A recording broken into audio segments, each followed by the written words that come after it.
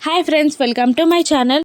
నక్షత్ర గగన్తో వెళ్ళిపోవడానికి తన బ్యాగ్ని సర్దుకుంటూ గోరెంటాకు పిన్నిని వెటకారం చేసి తన రూమ్ డోర్ని ఓపెన్ చెయ్యగానే ఉగ్ర రూపంలో తననే చేస్తున్న అపూర్వ కనబడుతుంది. అపూర్వాని చూసి భయపడుతూ ఉంటుంది నక్షత్ర. ఇక గోరెంటాకు అపూర్వాని, చూసావా అమ్మాయి, నీ కూతురు ఆ గగన్ని ప్రేమిస్తుంది అంటే నువ్వు నమ్మలేదు. ఇప్పుడు వాడితో వెళ్ళిపోవడానికి బ్యాగ్ని కూడా సర్దుకుంటుంది.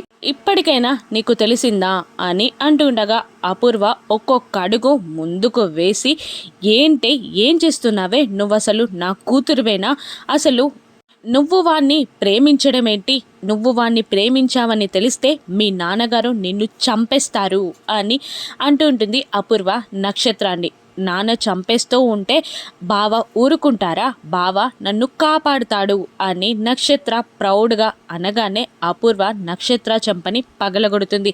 అసలు ఏం మనిషివే నువ్వు, వాడు ఆ భూమిని తీసుకెళ్ళడానికి వస్తున్నాడు, అసలు నువ్వు నా కూతురువేనా అని నాకు డౌట్గా ఉంది. ఎంత చెప్పినా నీకు అర్థం కావట్లేదా, నువ్వు అతన్ని ప్రేమిస్తున్నావని మీ నాన్నకి తెలిస్తే వాడితో పాటు నిన్ను కూడా చంపేస్తాడే అని అపూర్వ బెదిరిస్తూ ఉంటుంది. ఇక వాడు వచ్చి వెళ్ళే వరకు నువ్వు రూమ్లో నుండి బయటికి రావడానికి వీల్లేదు, ఇదే రూమ్లో పడుండు అని అంటూ నక్షత్రాన్ని బెడ్ పైన తోసి రూమ్ డోర్ క్లోజ్ చేయబోతుండగా, లేదు బావ ఇంటి దాకా వచ్చినవాడు రూమ్ దాకా రాలేడా, నన్ను తీసుకెళ్తాడు, మీరు నా ప్రేమని అడ్డుకోవడానికే ఆ భూమిని అడ్డం పెట్టుకుంటున్నారు, బావ నన్నే తీసుకెళ్తాడు అని అంటూ పిచ్చి పిచ్చిగా మాట్లాడుతున్న నక్షత్ర మాటలు విన్న గోరెంటాకు, అసలు ఇది నీ కూతురేనా అమ్మాయి అని అపూర్వాని అడిగేస్తుంది. అప్పుడు ఒక్క చూపు చూస్తుంది అపూర్వ గోరెంటాకుని. ఇక ఏం సమాధానం చెప్పాలో తనకు తోచదు. ఇక మరోవైపు భూమి ఫస్ట్ టైం తనకి గగన్కి అనుబంధం కలగడానికి హెల్ప్ చేసిన మువ్వని పట్టుకొని ఆప్యాయంగా మాట్లాడుతూ గగన్కి తనకి జరిగిన మెమోరీస్ని గుర్తు తెచ్చుకుంటూ ఉంటుంది. ఫస్ట్ టైం నువ్వే కదా గగన్ గారిని నన్ను కలిపింది అని అంటూ, చిన్నప్పుడు గగన్ తనని కాపాడడం, ఆ తర్వాత ఒక బుట్టలో పెట్టి ఆకు కప్పి మళ్ళీ వేరే చోటికి గగన్ తనని పంపించడం, ఆ తర్వాత కార్లో ఎక్కినప్పుడు మువ్వని చూడడం, రౌడీల నుండి తనని కాపాడడం, ఇంటికి చేరడం, ఇంట్లో తన గగన్ చెల్లికి తను నాట్యం నేర్పడం, ప్రతిసారి రౌడీల నుండి తనని కాపాడిన గగన్ని తలుచుకుంటూ ఆ మువ్వకి కబుర్లు చెప్తూ ఉంటుంది భూమి. మువ్వకి కబుర్లు చెప్పడం ఏంటని మీరు అనుకుంటున్నారు కదా, ఇది జ్ఞాపకం కాదు, నా ప్రాణం, నా ప్రేమకి ప్రతిరూపం కాబట్టి మీరంటే నాకు ఇష్టం, గగన్ని నా దాకా చేర్చిన మీతో నేను ఊసులాడతాను అని మువ్వతో ఊసులాడుతూ ఉంటుంది భూమి. ఇక నేను ఇక్కడ చెప్పనా, ఆ రోజు బుల్లెట్ గాయంతో నేను చావు బ్రతుకుల్లో హాస్పిటల్లో ఉంటే నా కోసం ఆయన ఒంటి నిండా పసుపు రాసుకొని, చీర కట్టుకొని, గాజులు వేసుకొని అమ్మవారికి బోనం సమర్పించారంట. అది 7 వింతల్లో 8వ వింతగా నాకు చేర్చాలి అనిపించింది. ఇంకొకటి చూపించనా మీకు, ఇదిగో ఈ బొమ్మ చూడండి, ఇది గగన్ గారు నాకు ఇచ్చిన ఫస్ట్ గిఫ్ట్, నాకు చాలా ఇష్టం మీరిద్దరు, ఈ గిఫ్ట్, ఈ మువ్వ అంటే నాకు చాలా ఇష్టం. ఇప్పుడు మీతో ఊసులాడుతున్నాను కానీ పెళ్ళయ్యాక మా ఆయనతోనే నేను ఊసులాడతాను, మీ ఇద్దరిని బాగా చూసుకుంటాను, కానీ మా వారిని చూసుకున్నాకే మిమ్మల్ని ఇద్దరిని చూసుకుంటాను అని అంటూ ఆ 2 వస్తువులతో ముసిముసిగా నవ్వుతూ మాట్లాడుతూ ఉంటుంది భూమి. ఇప్పుడు గగన్ గారు వస్తున్నారు కదా, కాస్త అందంగా కనిపించాలి కదా, నేను రెడీ అవుతాను, బాయ్ అని అంటూ ఆ 2 వస్తువులని అక్కడే పక్కన పెట్టేసి లంగా ఓణిలో చక్కగా రెడీ అవుతుంది భూమి. అప్పుడే చెర్రీ వచ్చి, ఏంటి కడిగిన ముత్యంలా ఈరోజు ఇంత అందంగా రెడీ అయ్యావు అని అడుగుతూ ఉంటాడు భూమిని. ఇక నీకు తెలీదా చెర్రీ అని అంటూ, ఆయన వస్తున్నారు కదా ఈరోజు అని అనేస్తుంది భూమి. అవునా, అన్నయ్య వస్తే ఇంత ఫ్రీగా ఉన్నావా అసలు రాత్రంతా నాకు నిద్ర పట్టలేదు టెన్షన్తో అని చెర్రీ అంటుండగా నాకు కూడా నిద్ర పట్టలేదు, చాలా టెన్షన్గా ఉంది.